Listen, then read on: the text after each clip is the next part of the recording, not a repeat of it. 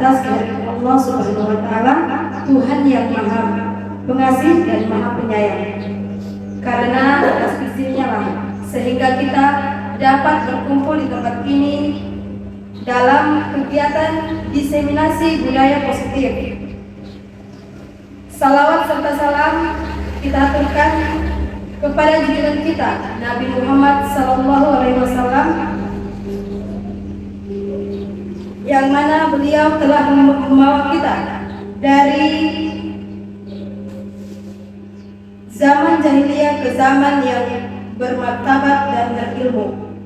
Baiklah, saya akan membacakan susunan acara pada siang hari ini. Yang pertama yaitu pembukaan yang sedang kita lewati bersama. Yang kedua, sambutan kepala sekolah. Yang ketiga, diseminasi yang akan dibawakan oleh Ibu Gesger Seyayuni SPD. Baiklah, kita akan beranjak ke acara kedua yaitu sambutan kepala sekolah. Kepada Ibu Kepala Sekolah atau Ibu Siti Nadia, kami persilakan.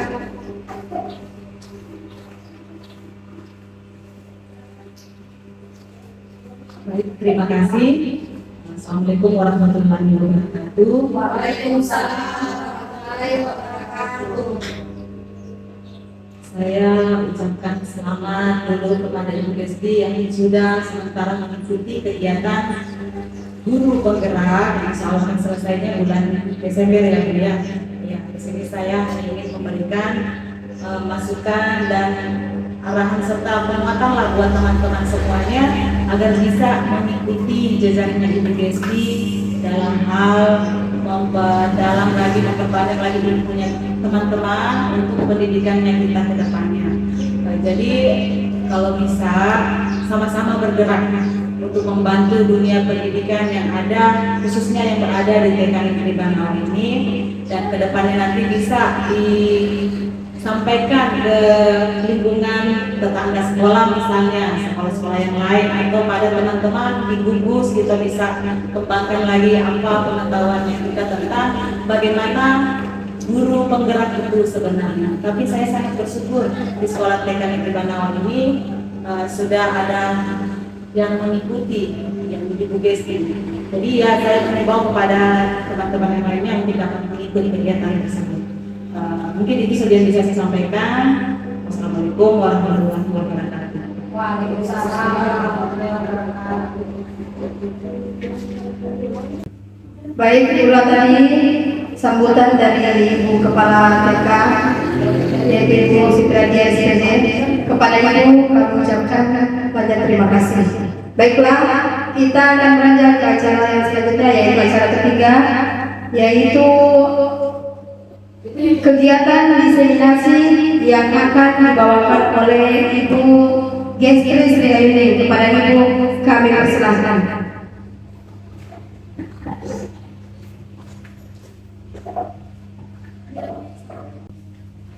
Baik, terima kasih saya ucapkan kepada Ibu Wiwi selaku pembawa acara kita pada hari ini. Ya, terima kasih saya ucapkan juga kepada Ibu Siti Nadia sebagai kepala sekolah yang sudah banyak mendukung saya dalam mengikuti kegiatan guru penggerak ini. Karena tanpa dukungan dari beliau, saya sadar betul bahwa saya tidak akan sampai pada tahap ini. Terima kasih juga saya sampaikan kepada rekan-rekan guru TK Negeri Bangau Bale atas kehadirannya pada hari ini, atas waktu yang sudah diluangkan untuk mengikuti kegiatan diseminasi modul 1.4. Ya, saya berdiri di sini bukan berarti saya lebih pintar dari teman-teman guru sekalian. Saya berada di sini, saya lebih ingin sharing dan berbagi pengalaman terkait materi-materi yang sudah saya dapatkan di pendidikan guru penggerak kemarin. Jadi di pendidikan guru penggerak itu kami sudah sampai di modul 1.4 sekarang. Jadi ada 4 modul yang kami pelajari di modul 1, 1.1, 1.2, 1.3, dan sekarang 1.4. Di modul 1.4 ini kami diberi tugas untuk melakukan aksi nyata, berbagi tentang budaya positif yang kita lakukan di sekolah. Next, Bu. Ya, salam dan bahagia Ibu Guru Hebat TK Negeri Banawa Gunung Bali. Kenapa saya mengatakan Ibu Guru Hebat? Karena saya yakin teman-teman yang ada di sini merupakan guru-guru hebat yang Allah angkatkan. Allah gerakkan hatinya untuk berada bersama-sama di tempat ini untuk sebentar mengikuti kegiatan tentang budaya positif di sekolah. Next, Bu. Oke, sebelum kita mulai materi, saya punya ice breaking tentang tepuk dan dingdung. Jadi nanti sebentar seperti ini dulu ya. Tepuk dang dingdung, prak dung dung prak dung dung, prak dang dang dang dang dang, prak dung dung prak dung dung, prak ding ding ding ding ding, prak dung dung prak dung dung, prak dung dung dung dung dung, dang dang dang dang dang, ding ding ding ding ding, dung dung dung dung dung. Sip, aha aha, sip, aha aha, sip lah. Bisa? Saya minta kita semua berdiri dulu.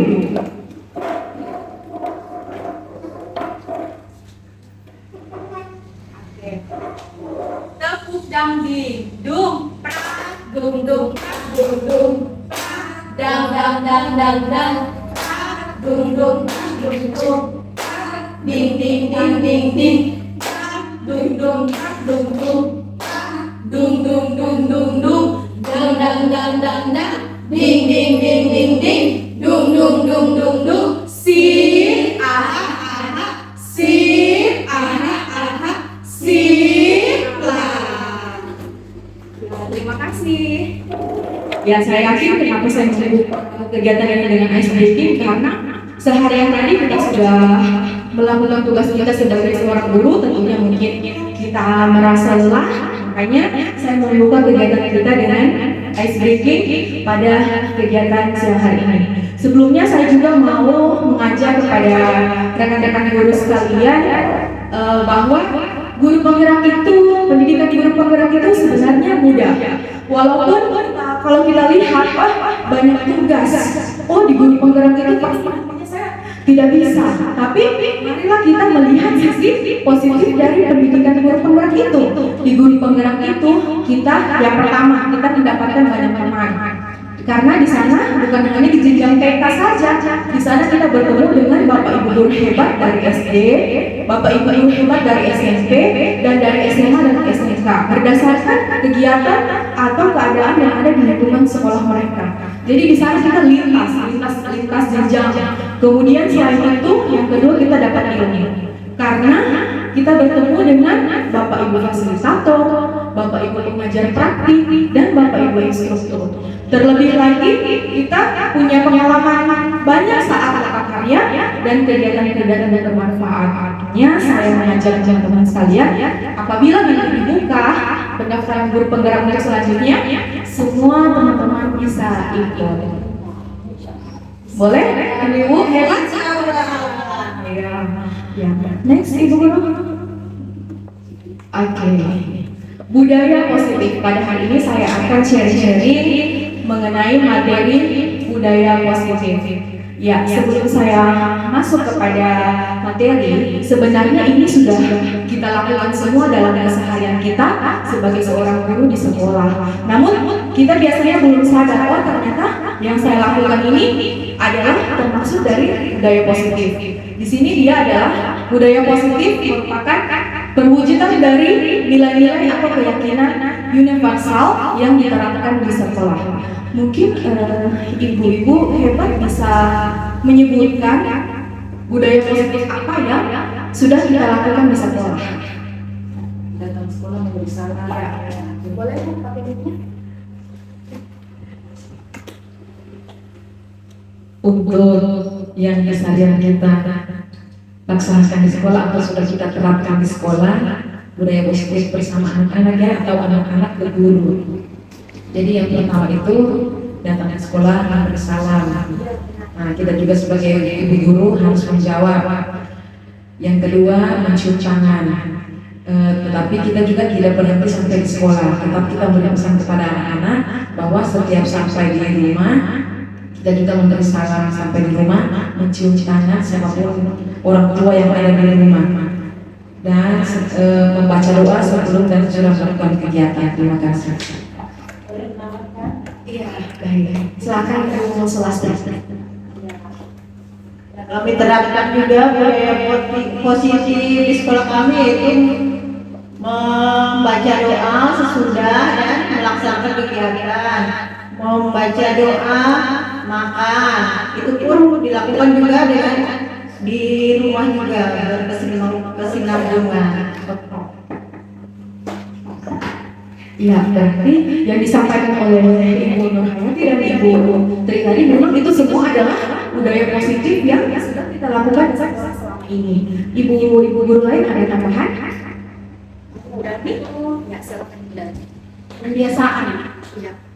dari awal datang sampai pulang. Karena di sekolah kita kalau sudah kita hari-hari kebiasaan setiap hari pasti terbiasa anak-anaknya membaca doa sebelum dan sesudah makan.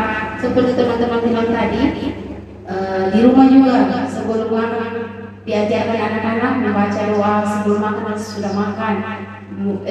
Mulai pembelajaran sesudah dan di akhir pulang baca doa juga seperti itu. Iya, baik, terima kasih. Masih ada lagi Ibu guru hebat? Iya, jadi benar ya apa yang dikatakan oleh Ibu Hayati, oleh Ibu Sulastri, oleh Ibu Dari tadi adalah memang budaya positif yang sudah kita lakukan di sekolah. Terlebih lagi sebagai guru TK, seperti yang disampaikan oleh Ibu Dari, kita adalah fondasi di mana di TK ini kita melakukan kebiasaan kepada anak sehingga nanti apabila anak masuk di jenjang pendidikan yang lebih tinggi dari TK, anak-anak sudah siap. Oke, silakan next Ibu Guru. Oke, jadi konsep inti budaya positif yang akan kita sama-sama sharing hari ini ada 6. Yang pertama adalah perubahan paradigma belajar. Kemudian ada disiplin positif, ada keyakinan kelas, ada kebutuhan dasar manusia, ada posisi kontrol guru, kemudian yang terakhir adalah segitiga restitusi. Nah, menurut ibu-ibu guru hebat semua, dari 6 istilah yang ada di depan sini, mana yang sudah familiar dari ibu-ibu guru hebat semua? Dari 6 ini. Ya, disiplin positif. Ada lagi? Oke, keyakinan kelas. Ada lagi? Ya, masih ada?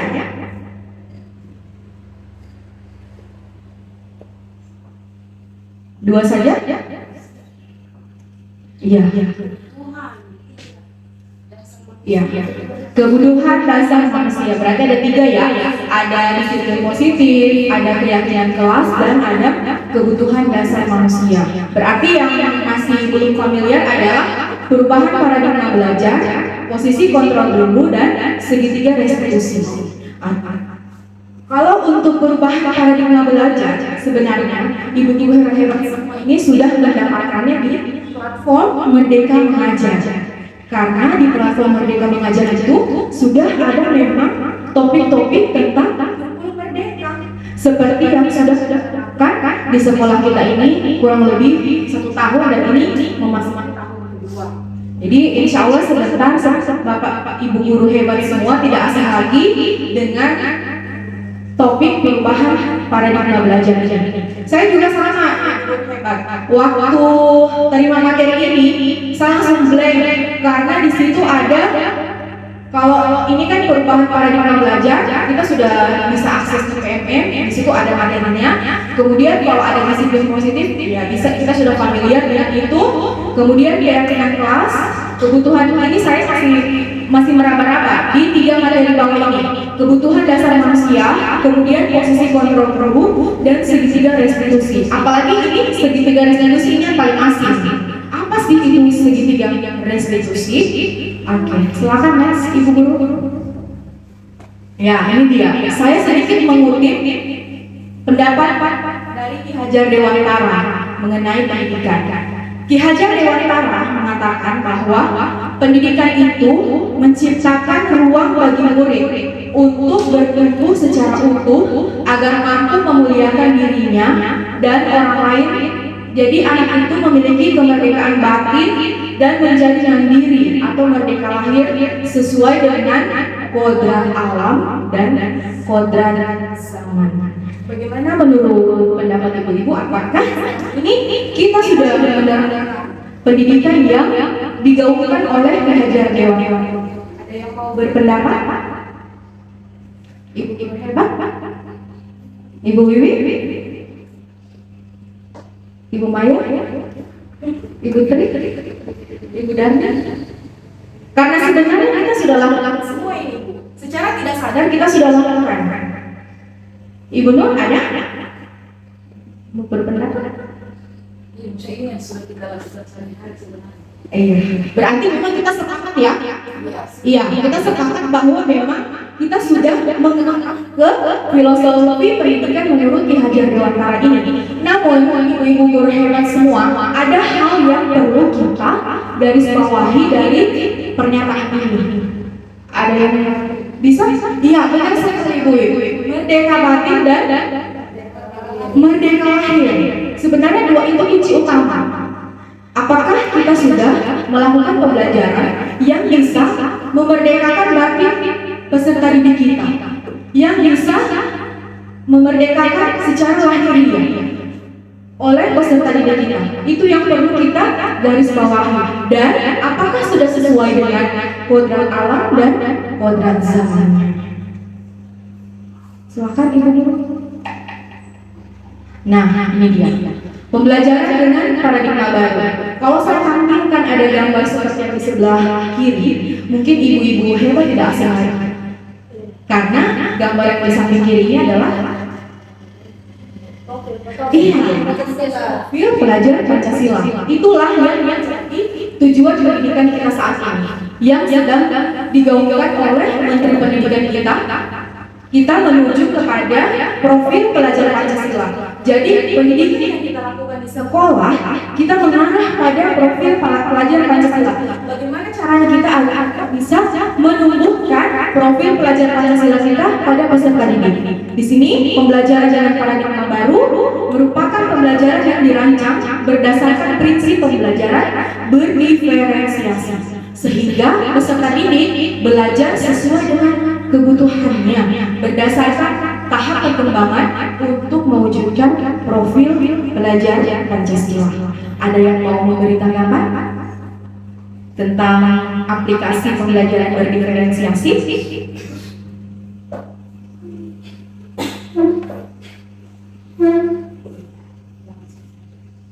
Iya, sebenarnya pembelajaran berdiferensiasi ini sudah kita lakukan di kelas kita. Apalagi di TKD Banawa ini kita sudah menggunakan sistem pembelajaran sentra. Sebenarnya kita sudah mengakomodir semua kebutuhan belajar peserta didik ini. Pembelajaran berdiferensiasi ini adalah pembelajaran yang berbeda-beda sesuai dengan kebutuhan murid. Misalnya, Ibu Wiwi suka gaya belajar ya dengan gerak. Kemudian Ibu Maya suka gaya belajar dengan mendengarkan.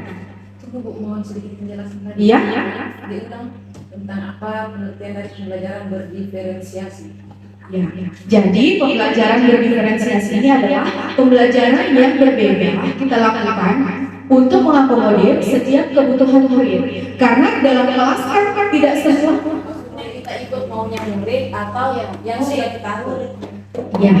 Jadi kita mengikut kebutuhan murid.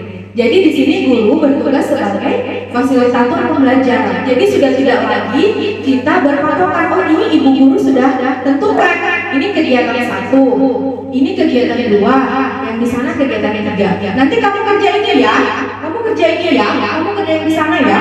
Jadi sekarang kita lebih memberi ruang kepada peserta didik. Mereka ingin mengerjakan kegiatan yang lain yang mana. Kalaupun kita sudah menyiapkan misalnya di sini kegiatannya mengajar, di sana kegiatannya menggambar bebas. Anak-anak dia bisa memilih. Kalau misalnya dia bilang ibu guru saya mau meronce, saya buka bukan pakai ini, saya maunya pakai biji-bijian misalnya. Itu yang harus kita, iya, itu yang harus kita aku akomodir setiap kebutuhan itu. Dan memang sebenarnya kita sudah laksanakan dengan berbagai kegiatan sentra yang kita siapkan. Setiap kita masuk pada kegiatan belajar, di situ anak-anak sudah memilih setiap kegiatan yang mereka inginkan. Silakan Ibu Ayu selanjutnya. Ini kita akan bermain kegiatan kepala tangan. Boleh Ibu Guru hebat, Ibu Wiwi dengan Ibu Maya, Ibu Sulastri dengan Ibu Rafa, Ibu Dani dengan Ibu Nurhayati.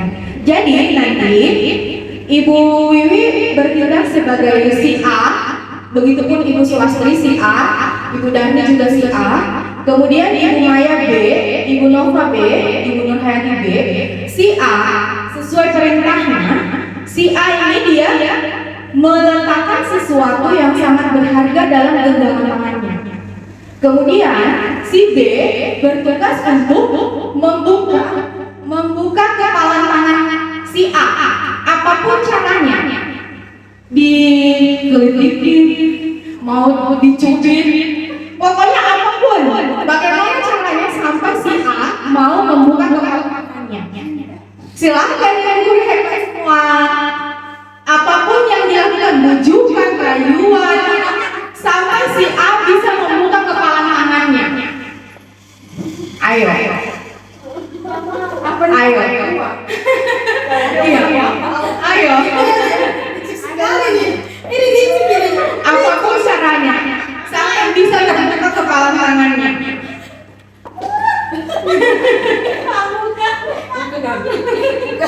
Kenapa kamu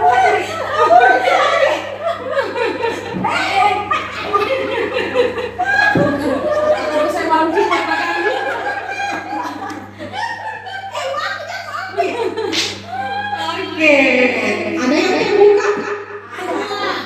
Terbuka semua? Oke, terbuka semua. Jadi dari perubahan paradigma ini, teori kepala tangan ini sebenarnya yang bisa memutuskan untuk membuka kepala tangan itu siapa? Iya, benar, diri sendiri.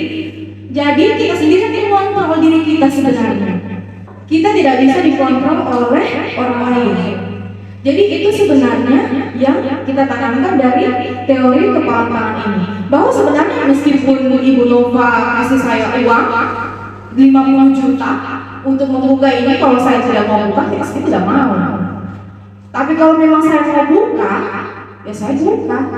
Jadi itu sebenarnya inti dari perubahan paradigma ini. Jadi setiap orang tidak bisa mengontrol orang lain, dan setiap individu kita tidak bisa dikontrol oleh orang lain.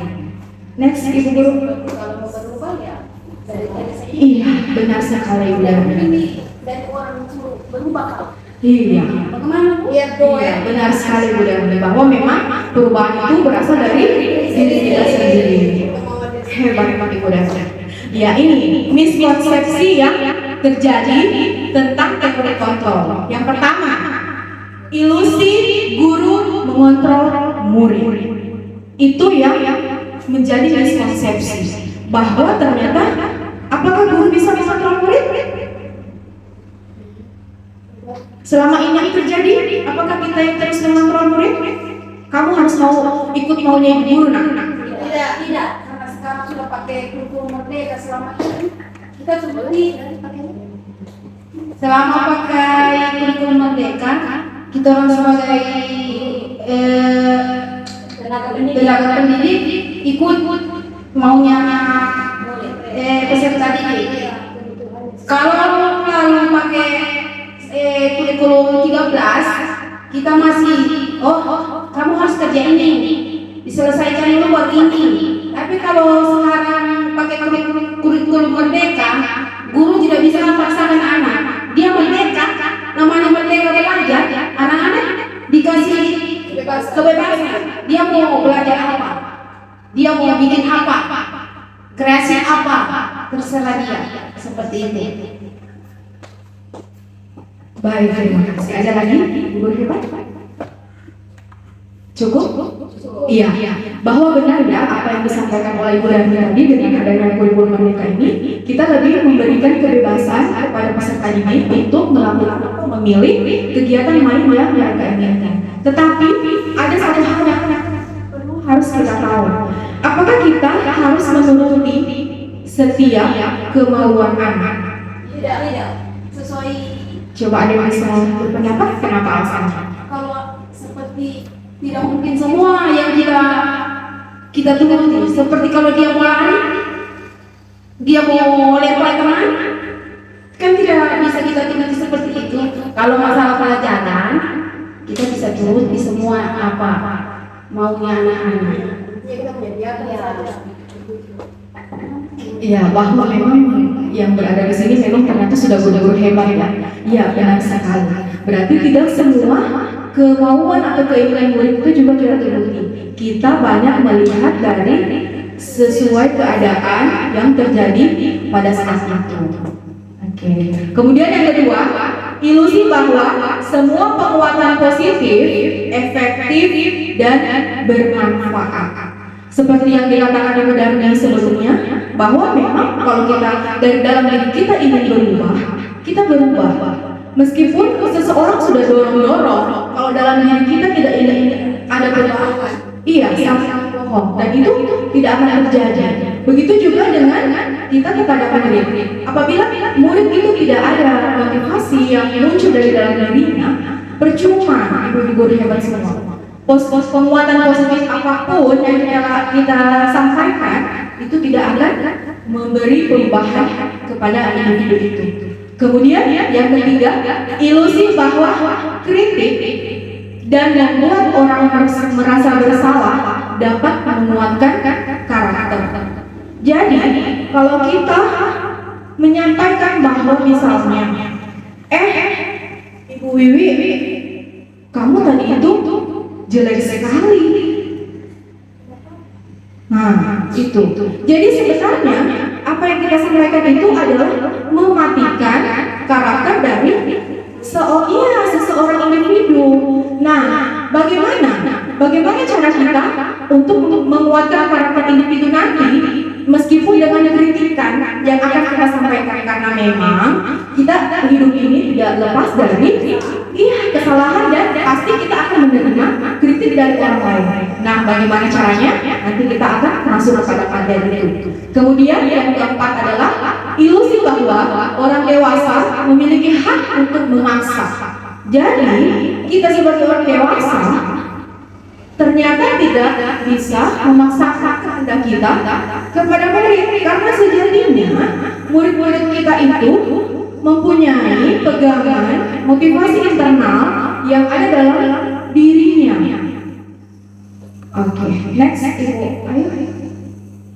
Nah, jadi ini dalam perubahan pembelajaran paradigma baru, yang lama ini adalah stimulus respon. Kemudian perubahan ke arah yang baru adalah teori kontrol. Ibu Wiwi bisa bantu bacakan untuk yang pertama. Realitas atau kebutuhan kita sama.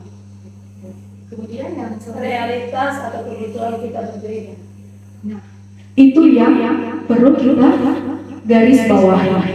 Yang di sini sama, yang di sana berbeda. Meskipun saya dengan Ibu Wiwi adalah guru yang sama di TK Negeri Banawa, tapi kebutuhan kami berbeda. Misalnya pada hari ini, saat ini, kebutuhan saya mau buang air, Ibu Wiwi kebutuhannya mau makan. Begitu juga kita di dalam kelas. Meskipun ini kita 20 orang ini, sudah 20 orang. Jadi kita sama-ratakan semua. Kita pakai metode yang sama semua kepada mereka. Itu yang harus memang kita gali dan perbaiki di arah yang selanjutnya, sehingga itu kita bisa memandang, oh ternyata Ibu Tri, Ibu Maya punya kebutuhan yang berbeda. Begitu juga dengan Ibu Dani, Ibu Nur, dan Ibu Nova. Kemudian untuk yang selanjutnya Ibu Maya bantu bacakan. Semua orang melihat hal yang sama. Setiap orang memiliki gambaran berbeda. Nah, itu dia. Sama dan gambaran berbeda. Saya dan Ibu Dani punya pandangan yang berbeda. Contohnya saja, misalnya ini gelas. Ibu Dani melihat ini apa? Berisi air. Iya, Ibu Dani melihat gelas ini berisi air. Kalau saya melihat gelas ini adalah tempat air. Kan itu kita tidak bisa memaksa mindset seseorang untuk sama seperti kita. Jadi kita dituntut untuk berpikir, oh ternyata ada perbedaan pemikiran. Kita tidak bisa paksa orang, kau harus ikut saya. Begitu juga kita sebagai murid, kau harus ikut maunya ibu guru. Pokoknya kau ikut kau kerjakan ini, kau kerjakan semua ini, pokoknya ini kau kerjakan, sana kau kerjakan. Itu yang kita harus rubah. Kemudian untuk yang ketiga, Ibu Tri boleh bantu? Kita mencoba mengubah orang agar berpandangan sama dengan kita. Kita berusaha memahami pandangan orang lain tentang dunia. Iya, ternyata dalam memandang dunia itu tadi pandangan kita berbeda-beda. Jadi kita di sini dituntut untuk legowo, menerima setiap pandangan orang terhadap sesuatu. Kemudian yang keempat, Ibu Nova boleh bantu? Perilaku buruk dilihat sebagai suatu kesalahan. Semua perilaku memiliki tujuan. Nah, ini dia. Waktu sebelum saya belajar modul ini, saya seperti terdampar. Karena selama ini, setiap murid melakukan kesalahan, yang saya lakukan, apa ibu-ibu semua? Misalnya Ibu Wi sama Ibu Maya rebutan mainan. Saya langsung judge, Ibu Wi, kau tadi rebut mainannya Ibu Maya. Kau salah, minta maaf. Langsung seperti itu yang sudah saya lakukan kemarin. Jadi saya langsung judge Ibu Wi salah, kemudian saya langsung arahkan untuk minta maaf ke Ibu Maya karena menurut saya yang Ibu Wi lakukan adalah salah. Itu yang kemarin saya ternyata dalam setiap perlakuan itu kita dituntut untuk menggali alasan dari Ibu Wiwi melakukan hal itu seperti itu. Kemudian yang selanjutnya Ibu Dani boleh bantu? Orang lain bisa mengontrol saya, hanya Anda yang bisa mengontrol diri Anda. Itu dia tadi teori kepala tangan. Apapun yang terjadi hanya kita yang mengendalikan diri kita. Hanya kita yang bisa mengambil keputusan seperti itu. Kemudian selanjutnya Ibu Nur boleh bantu? Saya bisa mengontrol orang lain. Anda tidak bisa mengontrol orang lain. Nah, itu dia kita kembalikan ke posisi seorang guru. Oh, saya bisa nih. Saya bisa kontrol Al. Pokoknya dia harus ikut apa yang saya mau. Itu ternyata memang kita tidak bisa. Jadi meskipun si Al ini dia sudah jungkir balik, tapi kalau memang dia memang tertanam di pikirannya dia tidak mau duduk, dia tidak mau duduk. Alhasil apa? Gurunya yang stres. Aduh, ini anak tidak bisa duduk. Ternyata itu yang harus kita lakukan. Itu yang menjadi PR kita. Apa yang bisa kita lakukan sehingga si ini mau duduk dan ada di garis bawahi lagi. Kelas yang tertib, bukan kelas yang peserta didiknya duduk diam mengikuti instruksi guru. Kelas yang baik, kelas yang menyenangkan adalah kelas yang mengikuti kebutuhan murid. Meskipun si A dia tadi kasih waktu Mary, tapi ternyata pas kita tanya dia tahu itu tadi kebutuhan belajar dia adalah kebutuhan belajar dengan audio. Iya, aku kinestetik. Meskipun dia bergerak, tapi ternyata dia menyimak. Itu yang harus kita banyak-banyak perbaiki ke depannya. Kemudian untuk selanjutnya adalah pemaksaan ada pada saat rujukan gagal. Kemudian kolaborasi dan konsensus menciptakan pilihan-pilihan baru. Jadi di disiplin positif, misalnya kita sudah paksa, Ibu Wi minta maaf sama Ibu Maya. Terus Ibu Wiwi tidak mau. Terus kita paksa Ibu Wiwi, kalau Ibu Wiwi tidak mau, Ibu teh kasih pulang sebentar. Itu kan waktu kemarin saya seperti itu sebelum belajar modul ini. Jadi kita paksakan anak itu mengikuti kita. Pokoknya ibu harus minta maaf. Jadi ibu guru mau kasih pulang sudah mamanya. Kalau ibu Wiwi tidak mau naik. Di situ anak merasa terpaksa untuk melakukan hak-hakku.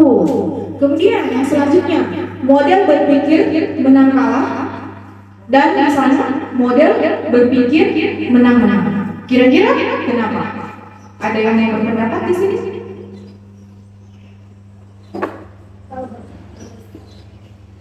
Iya, ada. Tidak apa-apa ibu, kita belajar di sini. Tidak ada yang benar, tidak ada yang salah.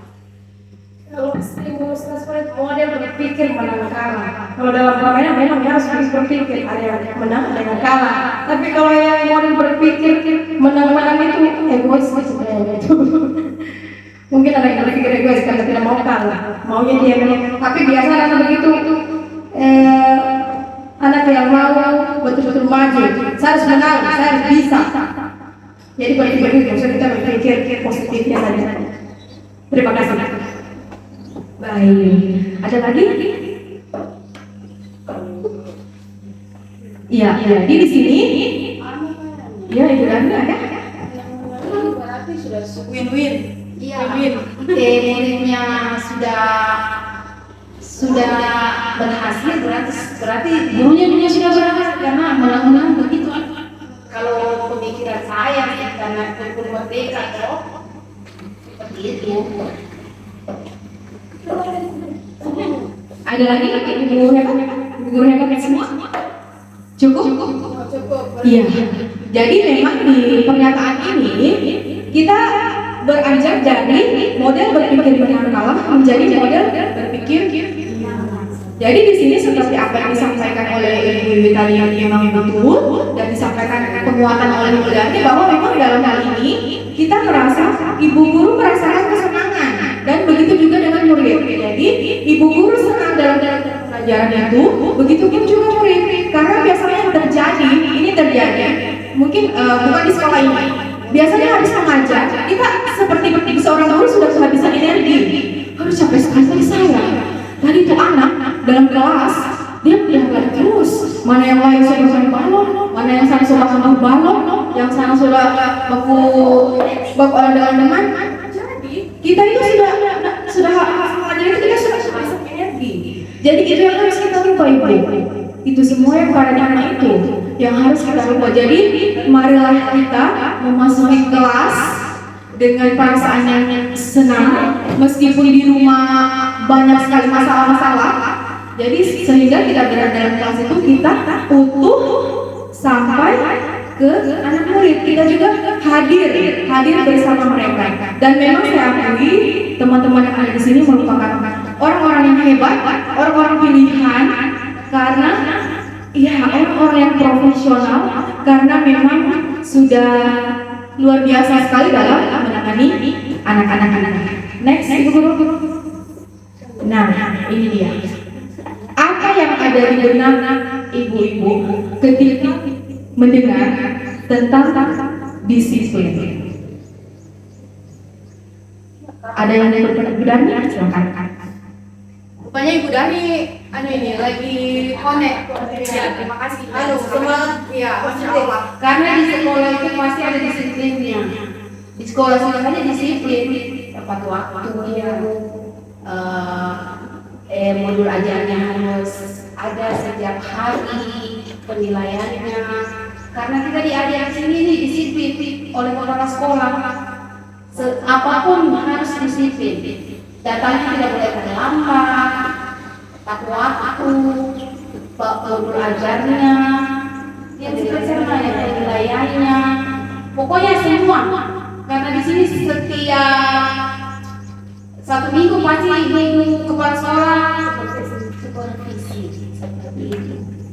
Terima kasih sekali Ibu Dani. Ada lagi ibu guru yang lain? Ya, benar. Apa yang dikatakan Ibu Dani itu benar sekali, tapi saya juga maksudnya ini kan apa yang ada di pikiran kita kan? Iya. Nah, kalau menurut saya kata disiplin itu bagaimana kita tanggung jawab yang muncul di pikiran itu tanggung jawab. Jadi memang di dalam sekolah benar, di sekolah ini betul-betul disiplin. Jadi di mana kita berada, apabila itu disiplin, pasti muncul rasa tanggung jawab. Yang ada itu muncul langsung tanggung jawab apabila bekerja. Ada gaji, kita harus tanggung jawab disiplin. Terima kasih. Ya, ibu guru yang lain ada? Masih ada? Cukup? Ibu Wiwi? Ibu Maya? Ibu Tri? Ibu Nova? Iya, benar sekali apa yang disampaikan oleh Ibu Darda tadi. Kalau disiplin itu berhubungan dengan kata tepat waktu. Kemudian yang disampaikan oleh Ibu Darda juga benar, disiplin berhubungan dengan tanggung jawab. Ya, jadi kalau kita mendengar kata disiplin ini, kita sudah muncul di benak kita. Oh iya, saya harus tepat waktu. Oh iya, saya harus tanggung jawab. Ya, memang itu semua benar. Next, Ibu Guru, kita lihat pengertiannya. Jadi, disiplin berasal dari bahasa Latin yang artinya tanggung jawab terhadap apa yang dilakukannya berdasarkan nilai-nilai yang jadi kita bertanggung jawab terhadap apa yang kita yakini. Misalnya tadi yang Ibu Nur sampaikan, kita harus bertanggung jawab terhadap mengerjakan misalnya tugas-tugas yang diberikan kepada kita. Seperti yang Ibu Dani sampaikan tadi, kita harus tepat waktu.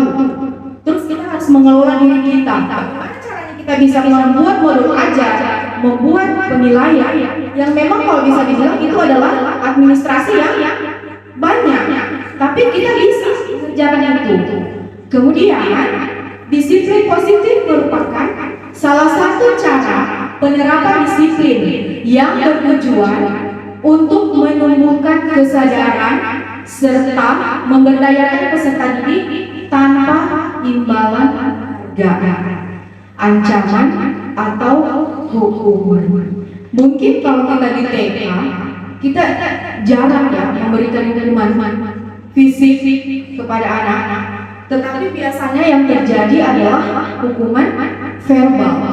Coba mau mengulas ibu-ibu selama sekolah, mungkin pernah dihukum, tapi kira-kira yang paling bekas sampai dengan sekarang itu hukuman fisik atau hukuman verbal melalui kata-kata, non verbal, kata-kata. Verbal. Kalau fisik kan boleh Non verbal atau kata-kata. Iya. Kalau menurut saya lebih baik yang iya dari maksudnya lebih baik kayak yang dirinya kita beli kayak cumi iya fisik daripada yang non verbal. Yang non verbal udah sampai lagi kata-kata kan. Kata-kata itu biasa kalau tersimpan di hati itu susah sekali kalau terlupakan gitu. Ibu guru yang lain ada? Maksudnya ini yang menghadapi anak-anak gitu. Kita pengalamannya kita. Iya. Kan kita kan pernah sekolah. Pasti kan kita pernah dihukum. Nah, yang membekas itu sampai dengan sekarang hukuman fisik atau hukuman non verbal melalui kata-kata. Ibu Dari?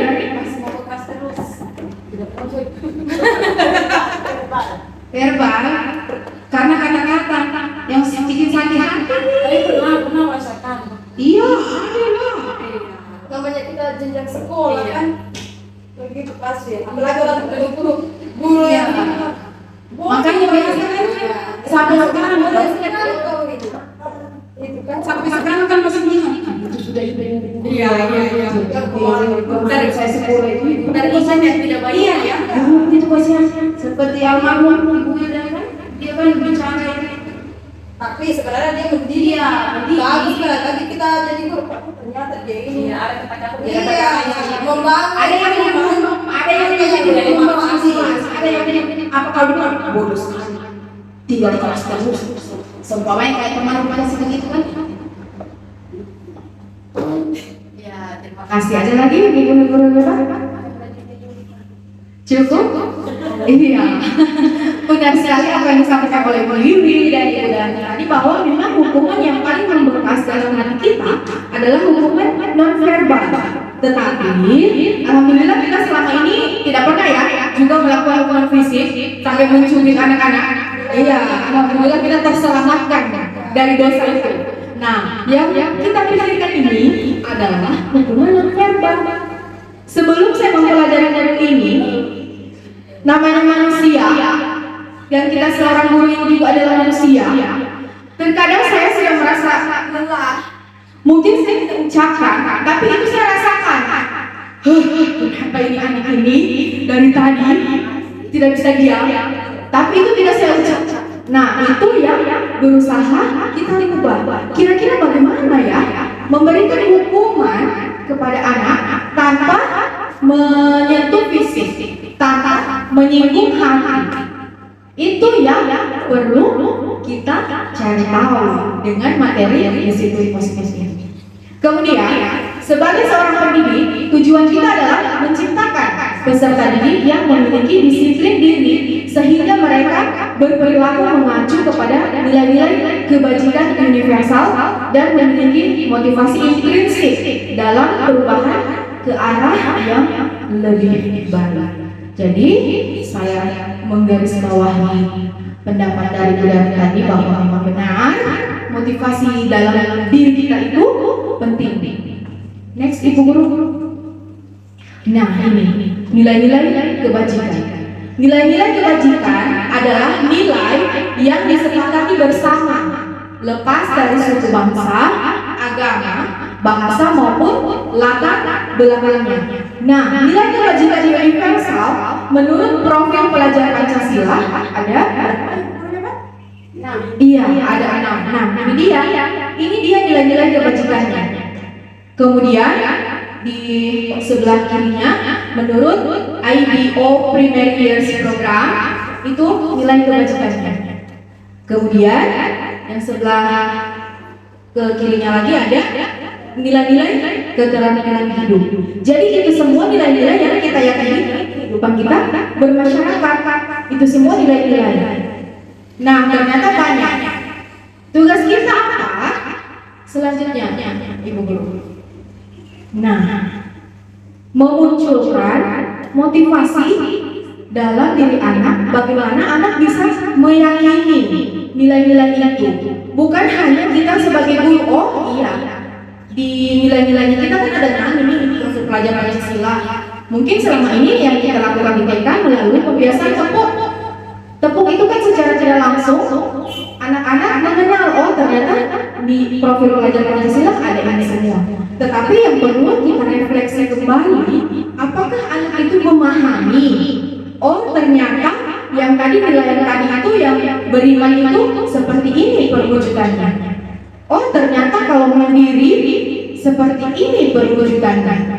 Itu yang perlu kita bangun sehingga anak itu meyakini nilai-nilai itu. Misalnya saja kita kerucutkan menjadi nilai yang bertanggung jawab. Itu yang harus kita yakini kepada murid. Murid meyakini, oh saya punya tanggung jawab. Makanya nanti itu akan terwujud atau tampil di perilaku yang murid lakukan. Kemudian di sini ada motivasi eksternal lagi dan motivasi internal. Di motivasi eksternal di sini untuk menghindari ketidaknyamanan atau untuk hukuman. Kemudian motivasi eksternal kedua untuk mendapatkan imbalan atau penghargaan dari orang lain. Kemudian yang ketiga untuk menjadi orang yang mereka inginkan dan menghargai diri sendiri dengan nilai-nilai yang mereka percaya.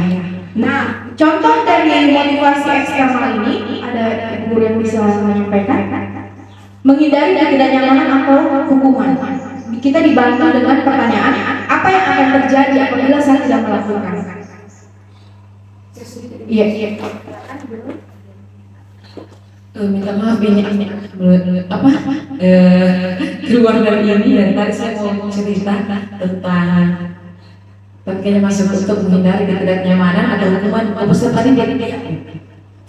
Jadi begini Bu, pengalaman mengajar, minta maaf, ini kemarin muncul sendiri di benak saya. Apakah ini melenceng dari modul tadi atau bagaimana? Saya juga minta dari Ibu, karena tadi saya sudah sempat Saya sudah sempat lakukan di aula, Ibu Maya. Lihat tadi tuh anak yang 3 yang tadi lari, langsung duduk. Jadi minta maaf, apakah itu salah atau bagaimana? Jadi saya bisa masukkan ini guys. Itu yang saya terapkan kemarin di YBBI. Berhubung saya temui murid yang tiba-tiba kemarin masih di kelas Ibu Sulastri atas nama saya Ibu Lastrian. Nah, dari itu Bu anaknya bagaimana ya? Mau dibilang apa tidak? Maksudnya karena mungkin kebiasaan di rumah Bu. Dia tidak takut, dia tidak takut sama bapak, sama mama, tidak takut sama sekali. Bahkan umur masih 5 tahun. Jadi itu muncul sendiri di benak saya, maksudnya bagaimana saya dari ini anak. Ternyata mereka sering setiap hari begitu. Sedikit disentuh temannya, dia mengamuk sampai dia bongkar semua di kelas.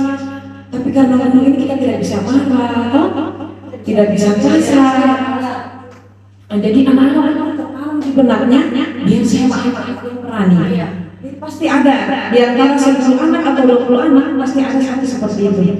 Jadi saya begitu santai Bu, santai saya biarkan dia menangis. Saya biarkan dia masih ada yang kebetulan kita masih ada kemarin. Biarkan dia menangis, dia mati kursi di depannya Bu. Sampai dia muntah-muntah menangis, karena mau dia apa? Saya kenal bapakmu nak. Papa, biar papanya datang, minta maaf saya tidak bisa pulang. Ibu Nur tidak takut, apakah saya salah? Ibu Nur tidak takut, biar anak-anak menangis, biar polisi datang, Ibu Nur tidak takut. Saya kasih tahu begitu, biar polisi datang mau ambil Ibu Nur tidak takut. Yang pasti, yang tadi menangis, Ibu tidak kasih pulang sampai dia diam. Akhirnya dia diam sendiri Bu. Cuma Ibu tidak takut, biar papanya datang, Ibu tidak takut karena Ibu di sini disuruh orang tua jaga anak-anak. Jadi kalau anak tidak mendengar, Ibu guru tidak bisa kasih pulang dulu. Nah jadi sampai situ dia diam Bu. Dia diam bahkan dia. Saya bilang begini, kalau masih begini besok bajunya Ibu minta saja kasihan temannya. Dia teman Bu. Ada anak-anak yang mau sekolah, tapi dia ada bajunya. Jadi kalau boleh saya ambil saja bajunya kasih teman itu lihat yang pintu kebetulan dia punya baju kasihan. Sampai itu dia datang Bu, masih mau begitu besok tidak. Alhamdulillah Bu sampai sekarang pulang dari kita. Tidak ada lagi dia yang sampai mengamuk bagaimana. Ah ya, siapa tadi umumnya Bintang, Arya 3 orang tadi kan? Sama Bintang apa tadi? Bintang, Arka, Dengkin, Arya. Ya, ini maksudnya apa ini? Kendala atau itu sudah cobaan yang kita buktikan karena pasti di sekolah itu ada seperti itu. Kita tidak boleh kasar, tidak boleh dari bahasa tidak boleh sampai tidak boleh kita kasar fisik. Jadi tadi cuma kasih tahu saya dulu pelan-pelan karena ibu sudah teriak tidak pulang. Kasih tahu Ibu Nur tidak kasih pulang, dia menangis tidak apa-apa, Ibu Nur tidak takut, ibunya kasih pulang, dia langsung duduk. Cuma itu saya bilang Ibu tidak kasih pulang, biar ada mamanya. Tidak takut Ibu kalau ada menangis karena Ibu di sini disuruh jaga anak-anak. Tapi kalau ibunya bagus, ibunya dia dikasih pulang, dia langsung duduk. Tidak, iya Bu saya duduk, Bu saya mau pulang. Jadi apakah itu metode maksudnya harus kita hindari atau bagaimana? Ya terima kasih. Iya, menarik sekali ya. Ternyata Ibu Nur sudah menggiring kita ke kasus yang beliau hadapi di sekolah sebelumnya dan terjadi lagi di tadi ya barusan tadi pagi. Karena saya dengar kemarin Ibu cerita di sana waktu bagian kelas kan, Ibu Gesti bilang, jangan ini kasih pisah kan? Iya. Jadi kita tidak mau jadi bilang guru takut, anak-anak takut sama kita Bu. Iya. Kenyataan kemarin bukan cerita ini lah, tidak kita tidak bangga, tidak.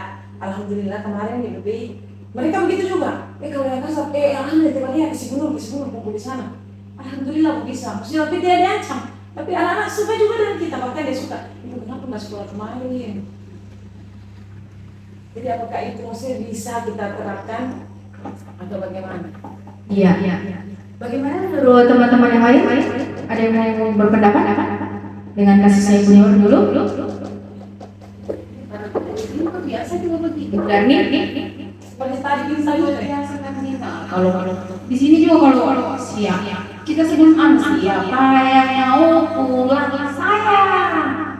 Silakan duduk sopan. Siapa tidak mau pulang? Siapa yang tidak duduk sopan? Ibu guru tidak kasih pulang, Pasti dia duduk, Beb. iya, pasti dia duduk dulu. Ini kan cuma kadang-kadang saya bilang, Iya, ada kalau waktunya. seperti tadi itu, kayak tadi kan apalagi Arya kan, Arya kalau selesai kelas ada sudah duduk, Ki sudah duduk. Berapa menit kemudian dia lagi teriak lagi, Ki nggak ada hari dulu Ki, itu lagi. Sudah anak-anak sudah dari sana ya, tapi Arya Ki memang Iya.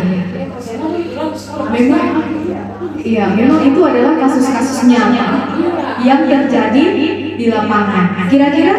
setiap pelajaran baru pasti ada masalah. Iya. Makanya jadi persoalan ini, apakah dengan adanya member seperti tadi, misalnya ada ya, dan setiap sekolah pasti ada yang seperti itu. Apakah kita sebagai guru ini harus selalu bukan saudara hanya bertanya, untuk seperti tadi kan tidak juga keluar kata-kata yang bisa membekas, tidak, cuma itu saja. Itu namanya pengaruh sama sebenarnya kan dari buku Iya. Secara tidak langsung. Iya. Karena kita dipaksa oleh keadaan. Iya. Memang cuma begitu hukuman yang bisa kita ini kan tidak Iya, mungkin. kalau yang- Pukul ibu kasih sendiri kan tidak mungkin. Anak-anak kalau sudah tidak pulang kok tanya. berkata Nah. tidak boleh begitu. Apalagi sampai mungkin kontrolnya lepas. Nah, satu lagi ibu gitu itu ya. Berarti menarik sekali ya diskusi pada hari ini. Mungkin lebih bagus mungkin kita buat kesepakatan dengan anak-anak di dalam kelas toh. Misalnya kalau ya bicarakan dengan anak-anak. Kalau ada yang tidak mau misalnya mengerjakan tugasnya, mau dia dikasih di ruang sana, ya coba teman-teman bikin kesepakatan dengan anak-anak saja supaya mereka sendiri yang menentukan bahkan ke guru lagi. Ya, biasanya seperti itu kalau buat saya yang pertama. Ya itu sudah yang sampaikan di Gunung saya sedikit ini. Anak-anak itu mungkin mereka selalu pikir cuaca ancam tidak pernah begitu toh. Tapi kenyataannya saya sering kita coba. Kalau saya sih maksudnya tidak mau kasih sakit tidak. Jadi kalau kadang kan biasa kita bilang nanti di belakang pulang, tapi tidak bisa. Yang ibu lihat ya, ibu lihat siapa yang pasalnya bagus, siapa saya berjalan di luar bulan. Tapi yang tidak baca doa, tidak sopan, nanti di belakang pulang, tapi di belakang pulang sama guru. Kadang anak-anak ada juga yang mendengar, tapi akhirnya itu memang tidak ada sama sekali. Tapi Bu, kalau satu kali kita kasih janjinya itu kita tepati, itu jadi pelajaran. Jadi kalau misalnya saya ingat Bintang King itu namanya. Kalau memang dia betul-betul tidak mendengar, kasih bilang pulang supaya dia tahu ternyata betul ibunya tidak berancam. Saya pernah juga metode begitu, ibu betul tidak berancam. Jadi kalau pas dia besoknya, aku lagi seperti kemarin dibilang pulang, tidak Bu. Jadi alhamdulillah. Iya, terima kasih bahwa memang diskusi kita ternyata pada siang hari ini menarik. Ini masih di disiplin ini ya, masih di disiplin. Ternyata sudah banyak kasus-kasus ya kita temui di lapangan. Terutama tadi berdasarkan pengalaman yang dilakukan oleh Bu Hayati, beliau menyampaikan sedikit penekanan kepada murid dan ternyata alhamdulillah itu berhasil. Nah, memang kalau kita melihat teori motivasinya, di sini kan ada teori motivasi eksternal dan internal. Tidak apa kita lakukan teori eksternal, tetapi setelah kita melakukan menumbuhkan motivasi eksternal, misalnya tadi dengan perkataan kita nanti ibu guru tidak bisa pulang, berarti kita terkesan sedikit mengancam, tetapi dengan harapan mungkin dengan perkataan lambat pulangnya, berarti ada konsekuensi dari perbuatannya itu. Iya, tidak apa-apa.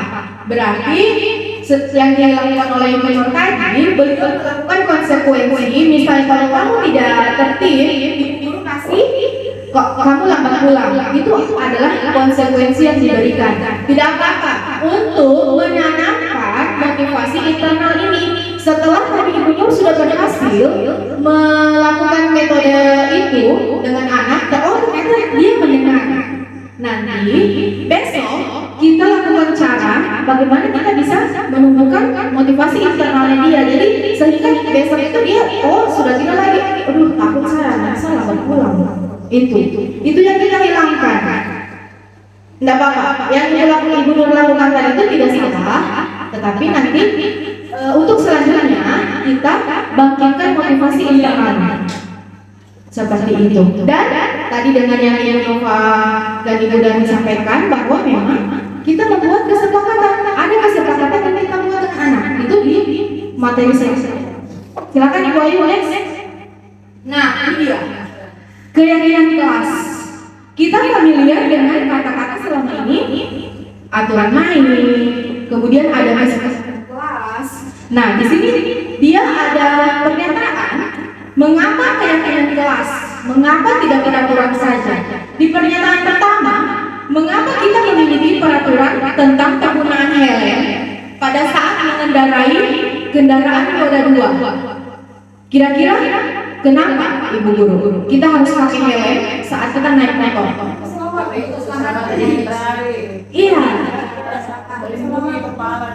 Iya, benar sekali. Berarti kita sudah sadar kalau saya tidak pakai helm, yang pertama keselamatan saya terancam, kemudian yang kedua adalah saya pasti dapat bahaya. Itu yang kita tanamkan pada murid. Dia yakin, ada nilai ini di posisi ini. Itu yang harus kita lakukan. Kemudian yang kedua, mengapa kita memiliki peraturan tentang penggunaan masker dan mencuci tangan setiap saat? Kenapa kita harus pakai masker dan cuci tangan? Mencegah.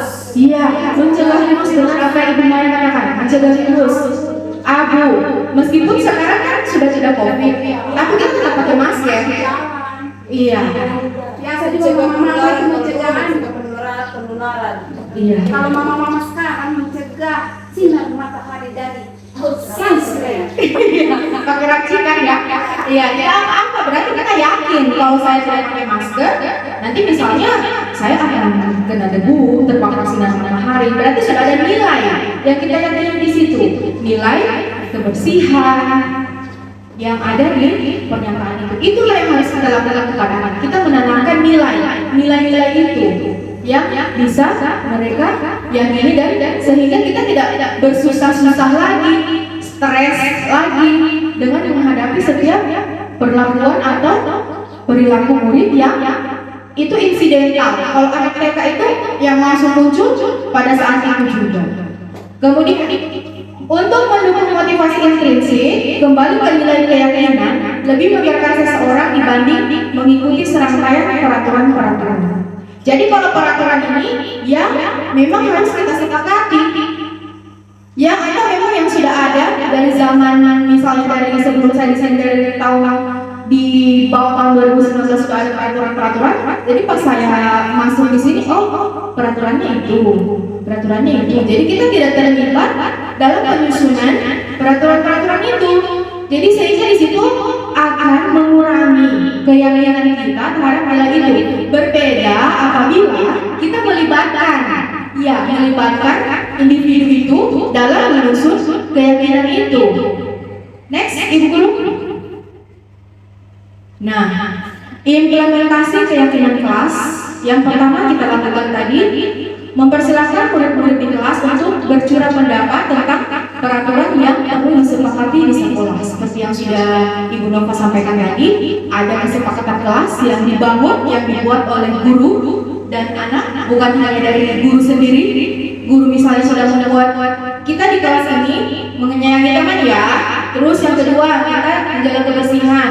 Itu kan kita yang buat. Kalau misalnya kita buat bersama murid, apapun pendapat yang disampaikan oleh murid, kita harus tampung. Kita tampung semua. Meskipun pendapat itu terkadang tidak sesuai, tapi kita lebih kepada menghargai. Oh, ternyata dia sudah bisa berpendapat. Dia sudah berani mengungkapkan apa yang dia ingin sampaikan.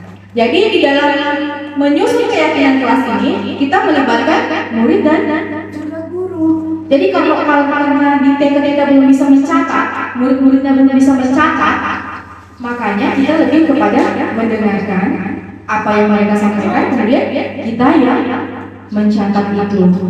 Next, Ibu Guru. Nah, yang kedua, mencatat semua masukan murid dan menerima masukan murid. Seperti yang kita terapkan, tidak ada yang benar dan tidak ada yang salah.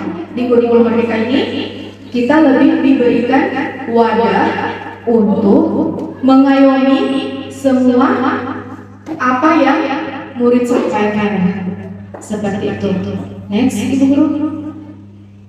Nah, ini. Susunlah keyakinan kelas sesuai prosedur pembentukan keyakinan sekolah. Gantilah kalimat-kalimat dalam bentuk negatif menjadi positif. Contoh di sini, jangan berlari di kelas. Kemudian kita ganti menjadi kalimat yang lebih positif, berjalanlah di kelas. Contoh realnya, misalnya saya adalah guru dan ibu-ibu guru di sini menjadi seorang murid. Sekarang saya bertanya, nah, nanti kalau supaya di kelas kita lebih menyenangkan, kira-kira apa yang anak-anak inginkan? Di kelas ini kira-kira kita harus berbuat apa? Belajar sambil bermain. Iya, belajar sambil bermain. Oke. Ibu Maya ada? Bernyanyi. Oke, bernyanyi. Putri? Saya gambar Bu. Oke, Ibu Nur menggambar. Ibu Nova? Berperan kelas. Iya, menjaga kebersihan kelas. Ibu Darmi? Kerjasama yang baik. Kerjasama yang baik. Iya, tadi Ibu Wiwi maunya Ibu Wiwi belajar sambil bermain. Terus Maya mau bernyanyi. Ibu Tri bermain peran. Ibu Nova menjaga kebersihan. Ibu Darmi kerjasama dan Ibu Nur mau menggambar. Berarti di dalam kelas ini kita harus yang pertama menyayangi teman, Misalnya Ibu Wiwi mau menggambar, Ibu Maya mau bernyanyi. Apakah itu salah? Iya. Jadi kita harus menyayangi teman. Kemudian Ibu Tri maunya main peran, Ibu Nur mau menggambar. Meskipun Ibu Nur di sini sudah menggambar, apakah Ibu Tri mau juga paksa Ibu Nur harus bermain peran? Iya, berarti kita harus menghormati orang lain dan kemudian menjaga kebersihan dan kerjasama. Itu adalah aturan atau kesepakatan atau keyakinan. Berarti ada 4 ya keyakinan kita di kelas ini. Yang pertama, menyayangi teman, kemudian menghormati orang lain, yang ketiga menjaga kebersihan dan kerjasama. Jadi itu adalah keyakinan kelas. Nah, di dalam 4 keyakinan kelas itu ada nilai positif. Nah, nilai itu yang harus kita pahamkan kepada anak. Misalnya, dengan menyayangi teman berarti kita tidak boleh melakukan mengganggu teman. Itu adalah perwujudan perilaku faktanya yang bisa anak-anak pahami, seperti kasus yang disampaikan oleh Ibu Nur tadi. Supaya mereka pulang, jadi duduk manis dulu. Jadi itu yang harus kita pahamkan kepada anak. Nah, kalau anak-anak mau pulang, coba lihat temannya tadi, temannya sudah duduk. Apakah besok bisa Kim sama Arya duduk seperti temannya? Jadi Ibu Guru nanti panggil namanya. Itu yang harus kita pahamkan kepada anak. Kalimat-kalimat seperti itu. Next Ibu Guru. Nah, ini adalah contoh keyakinan kelas. Datang tepat waktu, menjaga kebersihan, menyayangi teman, menghormati orang lain dan merapikan alat main. Next Ibu Guru. Nah, merdeka menurut Ki Hajar Dewantara. Merdeka itu artinya tidak hanya terlepas dari perintah, tetapi juga cakap untuk memerintah diri sendiri. Berarti kitalah yang mengendalikan diri kita. Kembali lagi ke Kembali ke diri sendiri, seperti yang sudah disampaikan Ibu Darda tadi. Untuk apa kita bilang saya sudah menerapkan kurikulum merdeka?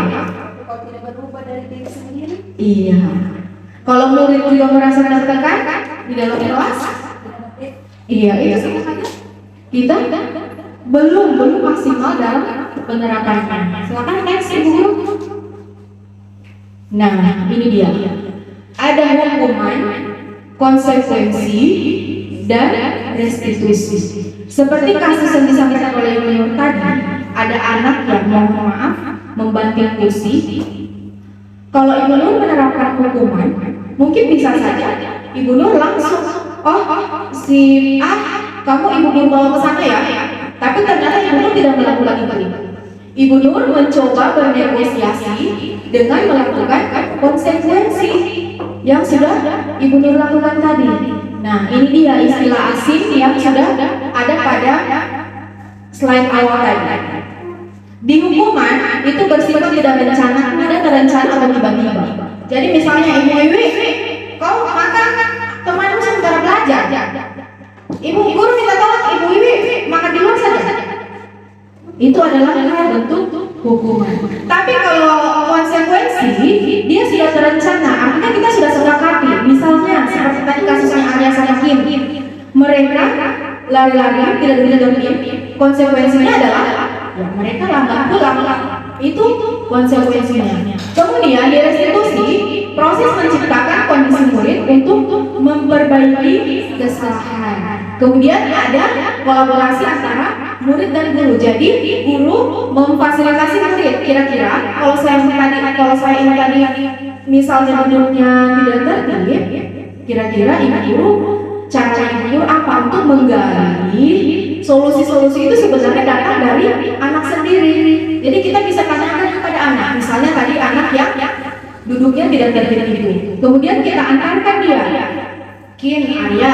Tadi Arya dengan Kin, ini bisa kita panggil di luar waktu setelah jam pulang. Kin, Arya, tadi ibu guru lihat Arya sama Kin duduknya tidak tertib. Kira-kira kenapa tadi ibu guru kasih lambat pulang? Itu kita gali. Mungkin nanti mereka akan menjawab, Arya ajak bermain saya ibu guru, atau ini ibu guru. Ya kita antarkan lagi kepada anak. Tambahan sedikit. Sama lupa tadi saya sampaikan tambahan sedikit, jangan biarkan mereka tinggal kertas sebelum hatinya kembali nyaman. Jadi sesudah tadi itu kita ajarkan berulang, kita cek lagi sama dia, kasih ketawa, kasih senang, baru kita kasih pulang. Jadi jangan sampai dia keluar dari sini ada berbekas, misalnya entah itu hukuman yang ringan atau apa, jangan sampai dia pulang membawa bekas. Jadi kasih senang hatinya, baru kita kasih pulang. Iya, ternyata memang seorang guru TK ini luar biasa sekali ya. Bagaimana kita bisa menjaga perasaan murid itu, jangan sampai ada yang tidak senang yang dia tinggalkan saat dia pulang dari sekolah. Ya, benar sekali bahwa memang apa yang sudah kita lakukan itu kita perkuat lagi dari memanggil mereka di luar jam. Di situ tujuannya adalah mengkonfirmasi tindakan yang sudah dilakukan oleh murid. Nah, misalnya tadi Kin sama Arya, kita tanyakan kenapa tadi Kin sama Arya duduknya tidak tertib. Di situ kan mereka akan sampaikan alasannya. Nah, setelah itu kita sampaikan lagi. Ada penguatan yang kita sampaikan, meskipun di dalam penguatan itu kita terkesan kita memotivasi mereka dengan cara yang belum tepat. Misalnya, Ibu Wiwi tidak apa-apa Kin, Ibu guru begitu juga. Ibu guru kalau ini Ibu guru bermain. Tapi setelah Ibu guru bermain, kalau memang sudah pulang, kita harus duduk tertib supaya nanti kita pulangnya tepat waktu. Lanjut Ibu guru. Nah, dihukum oleh penghargaan. Penghargaan maupun hukuman adalah cara-cara mengontrol perilaku seseorang yang menghancurkan potensi untuk pembelajaran sesungguhnya. Di sini lebih kepada pemberian hadiah atau reward yang dilakukan guru kepada murid. Nah, kira-kira menurut ibu-ibu hebat semua, efektifkah pemberian hadiah itu?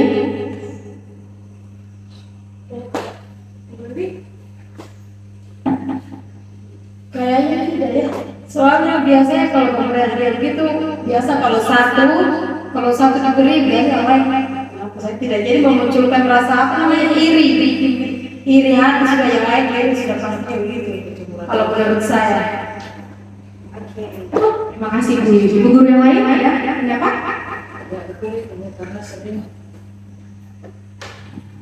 Karena itu nanti bisa membuat mereka terbiasa. Terbiasa itu apa? Selalu mengharapkan ada hadiah.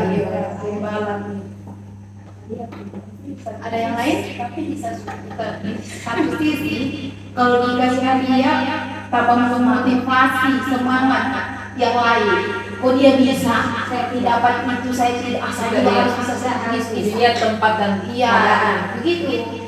Mungkin kalau Kayak lomba-lomba begitu. ya, maksudnya ada Iya, ada waktu tertentunya. Cuma kalau untuk di sekolah begini, karena kita kan murid kan banyak juga. Jadi pasti begitulah ada yang begitu. Cuma dia, contohnya saja kita di sehari-hari kayak lomba itu kan, oleh sampai biasa ada menangis. Mama, kayak sampai biasa kita harus orang tuanya besok yang ini menyiapkan memang hadiah untuk anak-anaknya. Jadi orang tuanya juga turun langsung. Begitu supaya anak-anak tidak ada yang namanya iri. Terima kasih. sedikit Ibu Kris. Ini pertanyaan ini, kita bagaimana? Saya juga baru ini bukan memang sering saya ibu ini kan kalau ada lomba, Ibu siapkan amanah hadiah. Anak karakternya berbeda-beda.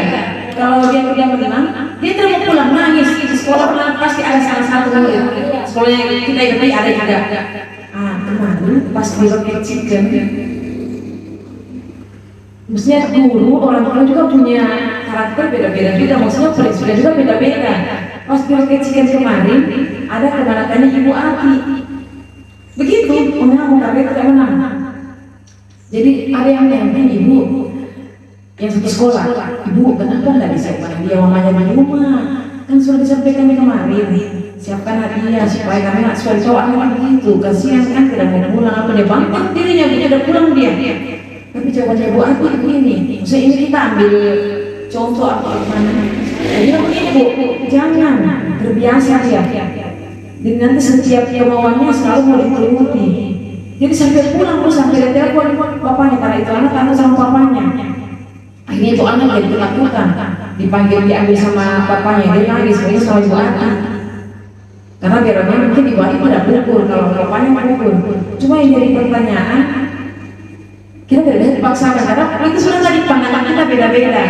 Ada kita berpandangan kasihan ini anak pasti nangis dia temannya, tapi ada yang berpandangan tidak boleh karena nanti jadi kebiasaan buruk. Menurut Ibu bagaimana? Tak usah jauh-jauh, anak sendiri saja begitu. Ya, ada lagi? Ya. Tidak usah jauh-jauh. Anak sendiri saja begitu. Terkadang dia tidak cuma diberi pemahaman lagi dari kita orang tua sebenarnya juga. Diberi pemahaman, tidak boleh begitu. Nah, berarti dia pemenangnya, dia dapat juara. Kalau Azim juga, anak-anak kan Azim. Kalau Azim juga belajar bagus, mungkin warnanya juga bagus, Azim pasti dapat juga. Jadi besok Azim harus rajin lagi belajar mewarna supaya besok Azim bisa dapat hadiah. Jadi saya tidak biasakan anakku untuk kayak selalu diberi hadiah kalau tidak. Saya tidak biasakan. Sama dengan itu kayak dia misalnya temannya lihat dibelikan ikan mas. Ikan yang kecil-kecil itu ikan hias. Ma, saya juga begitu. Biar dia menangis itu dulu. Saya tidak kasih karena saya tidak mau anakku apa yang dia orang begitu juga dia. Saya tidak mau anakku kayak apa ya yang istilahnya begitu itu. Apa yang dia temannya begitu juga dia. Iya. Terima kasih. Ya, baik, terima kasih sekali bahwa memang ternyata tentang hadiah ini masih kita pro dan kontra. Bahwa biasanya ada lomba-lomba itu tentu pasti kita motivasi untuk mendapatkan hadiah. Itu tadi motivasi kita kan beda-beda. Kalau saya ikut lomba, ya pasti saya mau menang, pasti saya mau dapat hadiah. Jangankan anak TK, kita saja orang tua sudah dewasa begini, kita pasti butuh hadiah, penghargaan, pengakuan dari orang lain terhadap kinerja yang sudah kita lakukan. Nah, apakah itu efektif atau kurang efektif? Dengan pernyataan yang ada di sini, penghargaan itu menghancurkan potensi. Nah, seperti kasus lomba yang dilakukan di TK, hanya misalnya 3 anak saja yang mendapatkan hadiah, jangankan anak-anak, kita saja kalau tidak pernah kecewa, nah mereka kita mau kendalikan bagaimana? Itu ekspresinya mereka yang memang benar-benar itu terjadi dalam dirinya mereka, pasti mereka nangis, itu responnya. Nah, terus kalau begitu tidak usah ada hadiah. Nah, tidak mungkin lagi. Jadi itu masih pro dan di pernyataan ini sebaiknya kita yang sudah lebih mengetahui, kita mengurangi memberikan hadiah kepada anak. Sekarang jadi pertanyaan, Ibu dan rekan-rekan guru semua di sini, kita kan pernah sekolah. Misalnya saya ranking 1 semester ini. Oh iya. Saya ranking 1, terus saya dapat hadiah. Ibu Wiwi ranking 30. Terus saya dapat hadiah. Apakah nanti semester berikutnya Ibu Wiwi langsung tiba-tiba jadi ranking 1? Iya. Mau berubah atau tidak dia? Iya. Itu tadi. Jadi, misalnya saya di sekolah semester ini ranking 1, Ibu Wiwi ranking 30. Terus apakah semester berikutnya Ibu Wiwi bisa langsung ranking 1? Belum tentu. Semuanya bisa saja dari Iya, cuma kita yang jadi kalau dia mau berubah sih. Iya. Kembali ke topik awal. Kembali ke diri sendiri lah yang tidak mungkin. Iya, selagi dia mau berubah. Iya, dari diri sendiri saja. Kalau dia berubah, dia mau dapat lagi apa penghargaan, berarti dia harus berusaha. Iya. Cuma memang kenaikan itu tidak langsung sampai ke atas. Iya, langsung. Ada tingkat. Jadi dari 30 mungkin dia naik jadi 25, 2 langsung 1. Ya, Iya. Mustahil itu. Itu dia, tergantung dari motivasi. Iya. Kemarin saya itu melakukan kehilangan.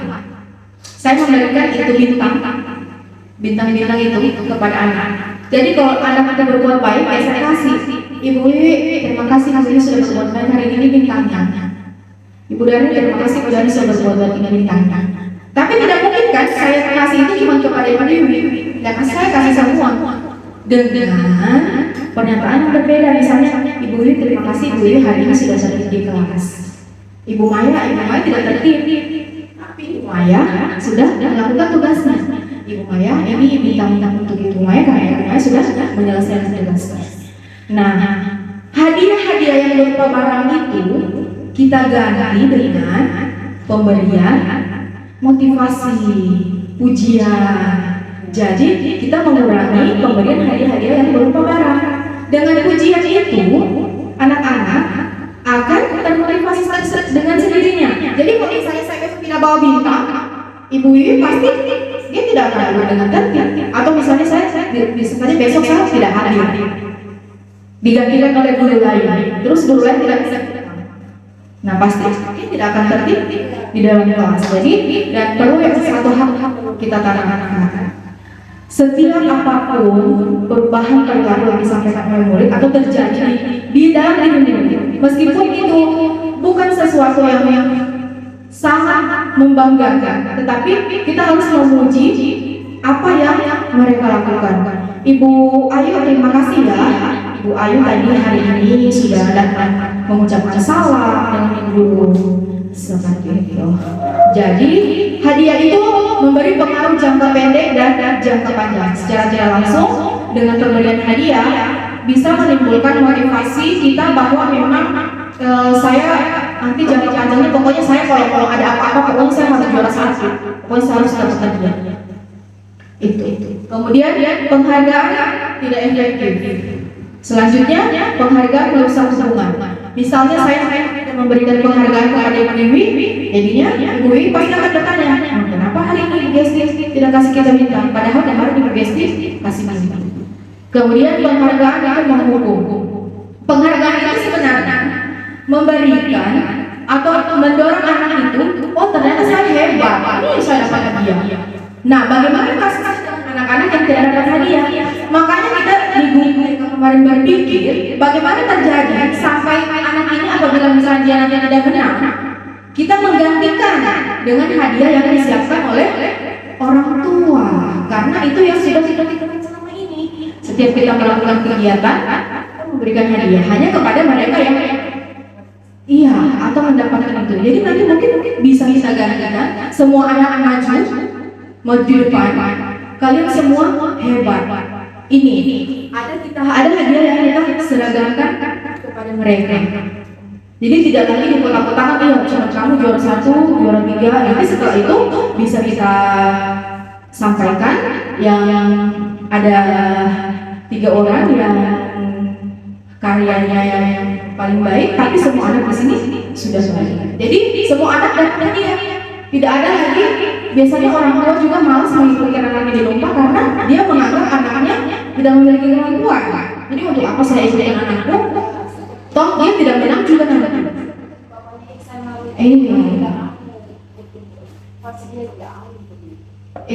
Itu yang harus kita hindari. Kemudian penghargaan yang lebih ketepatan.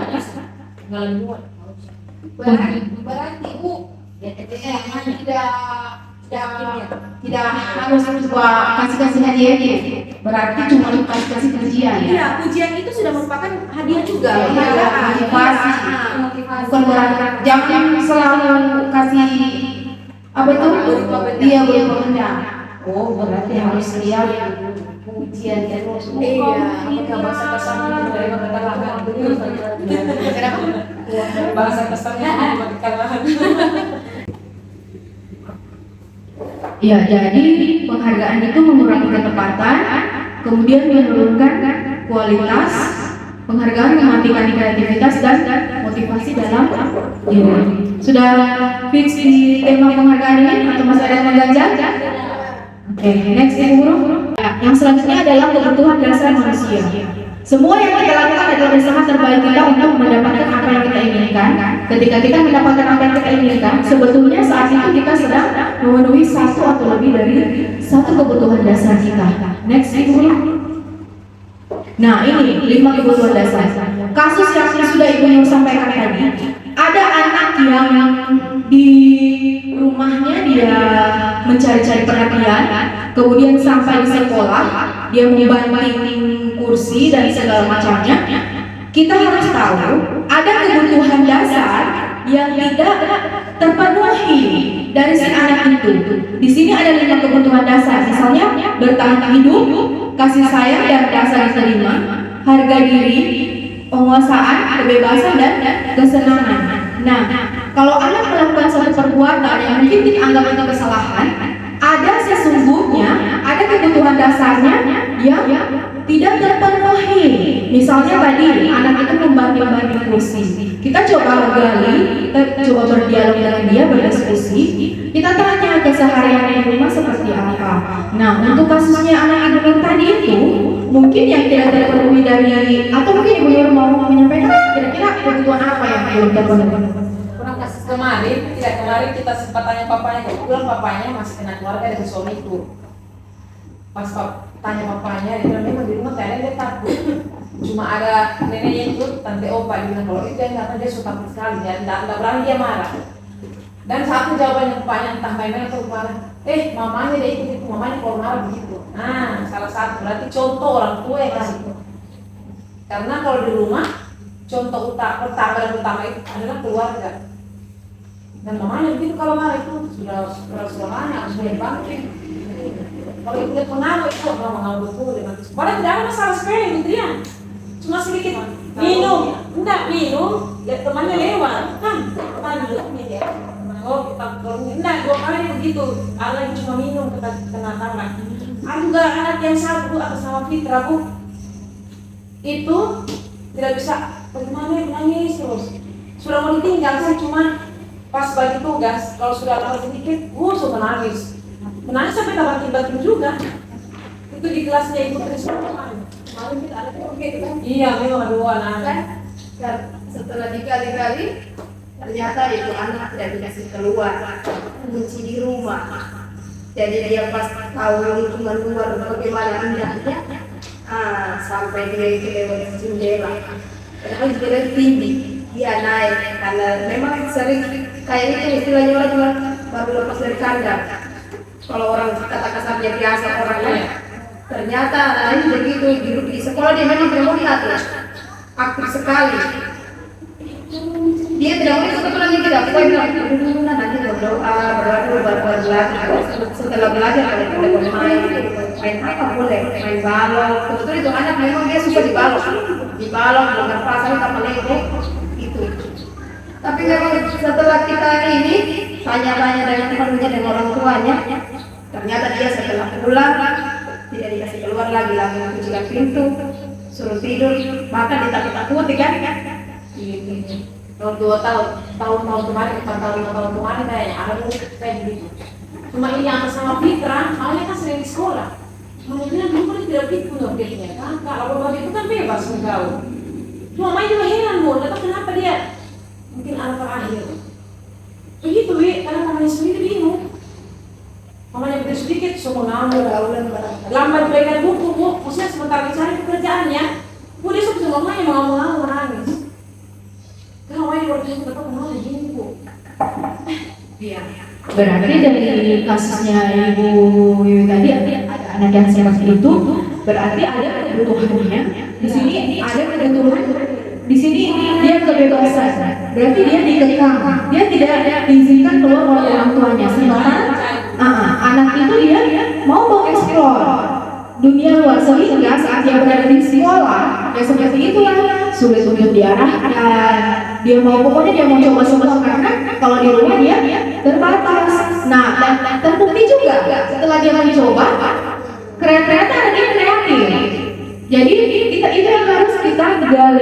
Kemudian seperti kasusnya itu tadi, anak yang mungkin dia anak terakhir, mungkin dia selama ini terbiasa dilayani, dipenuhi semua kebutuhannya, sehingga anak ini kurang dengan di sini kasih sayang yang rasa diterimanya. Berarti anak-anak ini tidak diberikan ruang untuk sehingga dia bagaimana bekerja di dalam kelompok. Karena dia anak terakhir, dia terbiasa dilayani, berarti dia tidak ada rasa sosialisasi kepada temannya, tidak ada rasa menunggunya. Iya, seperti itu. Next guru. Nah ini posisi kontrol guru.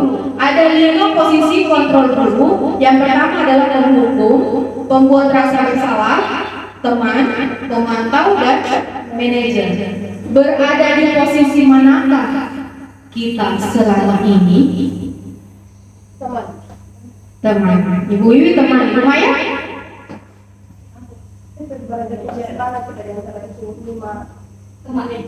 Ibu Maya teman, Ibu Tri manajer, Ibu Nova teman, Ibu Dani iya teman, Ibu Nur teman dan pemantau, Ibu Ayu teman. Iya. Sebelum saya belajar modul ini, saya merefleksi diri saya, posisi saya berada di teman dan pemantau. Kira-kira sudah efektifkah posisi kita itu menjadi teman dan pemantau? Ya, belum. Kira-kira kenapa ya? Karena ada posisi yang lebih di atas lagi, yaitu guru berperan sebagai manajer. Nah, bagaimana sampai dikatakan seperti itu? Next, Ibu Ayu. Nah, ini dia posisi kontrol guru. Di sini ada kasus murid merebut mainan temannya. Kalau kita berada di posisi penghukum, maka yang akan kita tanyakan, kita sampaikan adalah kamu selalu saja salah. Pasti salah. Kau lagi. Kau terus. Pokoknya kau lagi. Itu. Kemudian kalau kita sebagai pembuat rasa bersalah, Arya, Ibu kecewa sekali dengan Arya. Arya hari ini tidak tertib. Arya hari ini mengganggu teman. Seperti itu. Kemudian next, Ibu Ayu. Posisi teman. Ayo, Arya, karena Arya tadi sudah mengganggu teman, Ibu guru bantu Arya ya. Ibu guru bantu, Ibu guru Arya mau minta maaf sama temannya. Pokoknya Ibu guru yang bantu Arya supaya Arya bisa minta maaf sama temannya. Kemudian kalau membuat rasa bersalah, Arya, karena kamu sudah rebut mainan temanmu, atau tadi karena Arya kamu tidak tertib, jadi sebentar kamu tuh pulang paling terakhir. Itu. Lanjut, Ibu Ayu. Nah, posisi manajer. Arya, karena tadi Arya kan tadi duduknya tidak tertib. Kira-kira apa yang bisa Arya besok mau lakukan apa supaya Arya bisa duduk tertib, kemudian Arya bisa pulang tepat waktu. Jadi kita lebih memberikan kesempatan kepada murid untuk memikirkan apa yang perbuatan apa yang bisa dia perbaiki sehingga kesalahannya tadi itu bisa berubah yang tidak terulang lagi. Next, Ibu Ayu. Nah, ini sekarang karena sudah tadi ada beberapa posisi kontrol, kira-kira kalau dengan kalimat seperti ini, guru berada di posisi kontrol mana? Apakah sebagai penghukum, pembuat rasa bersalah, teman, dan pemantau dan manajer? Ibu kecewa sekali dengan kamu. Iya, pembuat rasa bersalah. Berarti kita sudah bisa memilah-milah. Oh, ini dia membuat rasa bersalah. Next, Ibu Ayu, kita lihat apakah benar? Benar. Lanjut. Kamu tidak pernah betul melakukan ini. Ada di mana kali ini?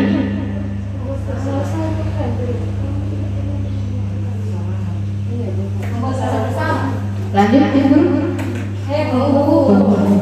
Kira-kira kenapa?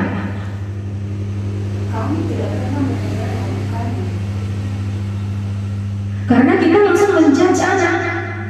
Ibu kali ini daripada betul kerja. Salah terus. Pokoknya begitu, kita langsung menjudge. Kita langsung dia salah terus kau ini. Itu. Next, Ibu. Nah, apa rencanamu untuk menyelesaikan? Iya, tepat sekali benar. Lanjut, ya benar sebagai aja. Lanjut. Ayolah, lakukan demi ibu ya. Iya, benar sekali. Oke, lanjut. Masya Allah, berarti luar biasa ya guru hebat. Lanjut.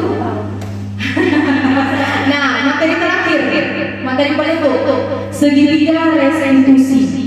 Proses untuk menghasilkan murid yang mandiri dan bertanggung jawab. Jadi di segitiga restitusi itu ada tahapan. Yang pertama adalah menstabilkan identitas, kemudian validasi tindakan yang salah, dan yang terakhir adalah menanyakan keyakinannya. Secara tidak sadar, selama ini kita sudah lakukan tahapan ini, dan saya juga sadar saya sudah lakukan, tapi belum 3 tahapan semua yang saya lakukan. Yang sering saya lakukan kemarin adalah ini, menstabilkan identitas, dan ternyata dalam segitiga restitusi itu ada 2 tahapan lain selain itu. Nah, di menstabilkan identitas ini ada pernyataan setiap orang pasti pernah melakukan kesalahan. Kamu bukan satu-satunya yang pernah melakukan itu. Kemudian kita validasi, kamu tentu punya alasan. Iya, itu tidak saya lakukan kemarin. Saya tidak pernah bertanya kepada anak. Nah, adakah cara yang lebih efektif untuk mendapatkan apa yang kamu butuhkan? Jadi kita tanya kepada anak, kira-kira bagaimana solusinya. Kemudian, nah, keyakinan kelas apa yang perlu kita sepakatkan? Kita antarkan anak untuk kembali kepada keyakinan yang sudah kita sepakatkan tadi. Kemudian kamu ingin menjadi orang yang seperti ayah. Next, Ibu. Nah, ini menstabilkan identitas. Ada beberapa pernyataan di sini. Yang pertama, berbuat salah itu tidak apa-apa, tidak ada manusia yang sempurna. Ibu juga pernah melakukan itu. Kita bisa menyelesaikan ini. Ibu tidak mencari siapa yang salah, dan kamu berhak merasa seperti itu. Next, Ibu. Validasi tindakan yang salah. Nah, Arya, tadi kan Arya duduknya tidak tertib. Padahal kalau Arya mau, Arya bisa saja Arya lari-lari tadi ini main curang, tapi Arya tidak main curang. Arya cuma bermain dan lari-lari di tempat ini. Tuh, kamu pasti punya alasan melakukan itu. Kamu patut bangga karena dirimu sendiri karena kamu telah melindungi sesuatu yang berbuat. Next, Ibu. Nah, menanyakan keyakinan. Apa keyakinan kelas kita? Nilai apa yang sudah sepakati? kamu ingin menjadi orang yang seperti apa? Boy. Nah, ini kemarin contoh segitiga diskusi yang sudah saya lakukan. Videonya, Boy bisa terputar videonya. Ya, jadi ini adalah penerapan segitiga restitusi yang dilakukan kemarin. Oke, Aulia lambat bangun. Nah, Aulia, nggak apa-apa. Ibu Desi juga kalau Ibu Desi lapar, Ibu Desi pasti makan. Nah, supaya besok Aulia tidak makan saat belajar, kira-kira apa yang Aulia lakukan? Oke, bangun cepat, mandi cepat, sarapan cepat. Nah, oke, terima kasih Aulia. Aulia sudah beritahu Ibu Desti besok Aulia akan mandi cepat, bangun cepat, dan sarapan cepat-cepat. Waktu tadi Aulia makan saat temannya belajar, kira-kira keyakinan kelas apa yang Aulia melanggar? Masih ingat Aulia? Ya, apa? Menghormati? Iya, menghormati orang lain. Nah, itu adalah contoh penerapan segitiga diskusi terhadap kasus anak. Jadi memang di penerapan ini kita tidak bisa langsung panggil dia saat dia berada di keramaian, tapi kepada kita panggil dia secara empat mata, kemudian kita tanyakan kepada anak tentang solusi-solusi dari perbuatan yang bisa lebih memperbaiki dirinya. Ya, itulah akhir dari kegiatan kita pada hari ini. Terima kasih saya ucapkan kepada rekan-rekan guru hebat semua. Semoga kedepannya kita bisa menerapkan disiplin positif dan segitiga restitusi kepada murid-murid kita. Terima kasih. Assalamualaikum warahmatullahi wabarakatuh. Waalaikumsalam warahmatullahi wabarakatuh.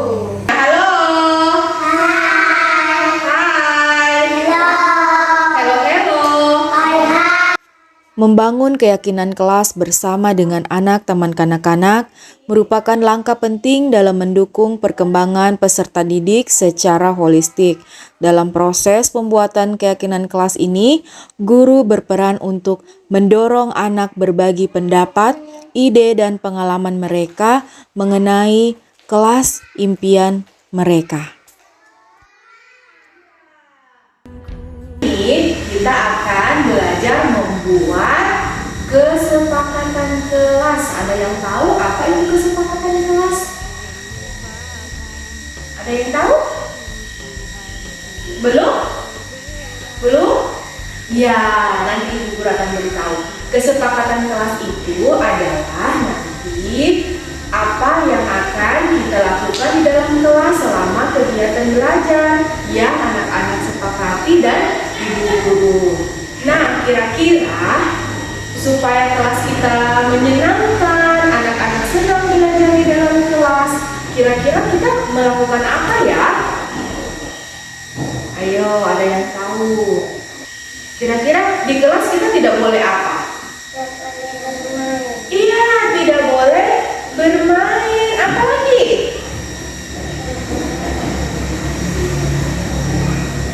Tidak boleh memukul orang lain. Hebat. Apa lagi? Tidak boleh bertendang orang lain. Iya, tidak boleh menendang orang lain. Teman, apa lagi nak? Kira-kira? Iya, tidak boleh memukul teman.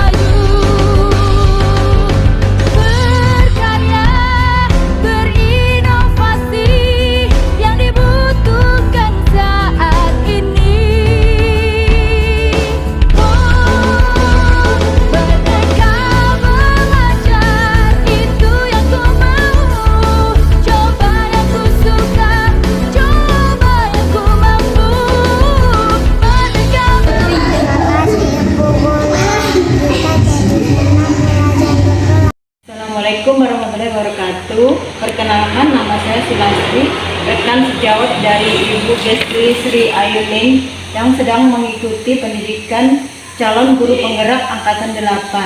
Terima kasih atas materi diseminasi budaya positif.